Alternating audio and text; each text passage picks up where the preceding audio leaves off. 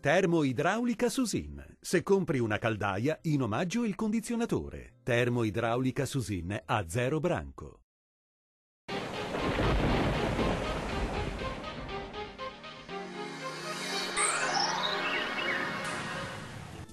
Una perturbazione atlantica raggiunge le nostre regioni portando un tempo molto instabile. Vediamo insieme il dettaglio di sabato 10 marzo. Sul Veneto condizioni di tempo molto perturbato con piogge diffuse un po' su tutti i settori, generalmente comunque di debole intensità.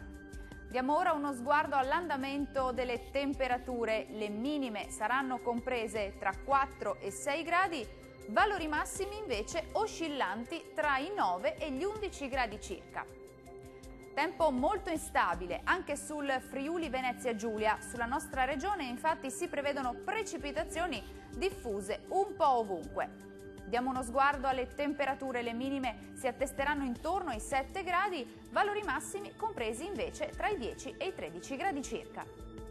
Spostiamoci ora a vedere la situazione del Trentino Alto Adige. Poche novità maltempo con piogge su tutta la nostra regione. Temperature minime comprese tra 5 e 8 gradi, massime oscillanti invece tra i 9 e i 13 gradi circa.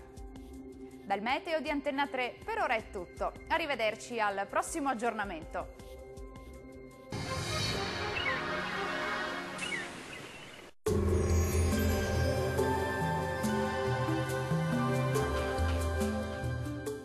Termoidraulica Susin. Se compri una caldaia, in omaggio il condizionatore. Termoidraulica Susin a 0 branco.